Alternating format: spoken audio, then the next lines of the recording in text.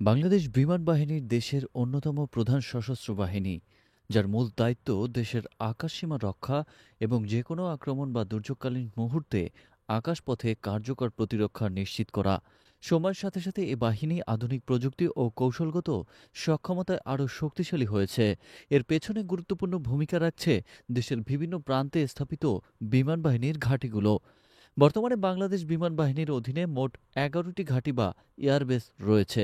এসব ঘাঁটি শুধু যুদ্ধকালীন প্রস্তুতিই নয়, প্রশিক্ষণ, রক্ষণাবেক্ষণ, লজিস্টিক্স সাপোর্ট ও স্ট্র্যাটেজিক কার্যক্রম পরিচালনার জন্য গুরুত্বপূর্ণ। বিমান বাহিনীর উল্লেখযোগ্য ঘাঁটিগুলোর মধ্যে রয়েছে বিএএফ বেস বাসার্ড, ঢাকা।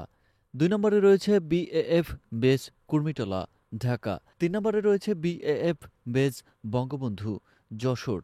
৪ নম্বরে রয়েছে বিএএফ বেস মতিউর রহমান, যশোর। ৫ নম্বরে রয়েছে বিএএফ বেস সুলতান মাহমুদ, টাঙ্গাইল। ৬ নম্বরে রয়েছে BAF forward operation base, Cox's Bazar. ৭ নম্বরে রয়েছে তত্ত্বাবধান ও রক্ষণাবেক্ষণ ইউনিট, লালমনিরহাট। ৮ নম্বরে রয়েছে শমশেরনগর রক্ষণাবেক্ষণ ইউনিট। ৯ নম্বরে রয়েছে মৌলভীবাজার রাডার ইউনিট।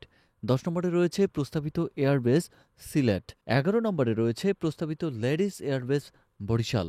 এই ঘাঁটিগুলো উন্নত প্রশিক্ষণ সুবিধা, যুদ্ধবিমান ও স্টেশনিং রাডার ও রিকনেসান্স সিস্টেম এবং আকাশ প্রতিরক্ষামূলক অস্ত্র স্থাপন করা হয়েছে। ফাইটার জেট, ট্রান্সপোর্ট এয়ারক্রাফট ও হেলিকপ্টার স্কোয়াড্রন এসব বেজে মোতায়েন রয়েছে। বর্তমানে বাংলাদেশ বিমান বাহিনী অত্যাধুনিক অস্ত্র ও প্রযুক্তি ব্যবহারে সক্ষম। এতে রয়েছে গাইডেড রকেট, লেজার গাইডেড বোমা, স্যাটেলাইট নির্ভর মিসাইল সিস্টেম এবং উন্নত ধরনের রাডার প্রযুক্তি।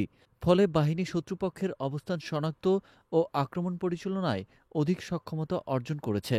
আন্তর্জাতিক মানের সামরিক প্রস্তুতি ও প্রশিক্ষণের কারণে বাংলাদেশ বিমান বাহিনী এখন শুধু দেশের সুরক্ষায় নয়, জাতিসংঘ মিশনসহ আন্তর্জাতিক পর্যায়ে গুরুত্বপূর্ণ অবদান রেখে চলেছে।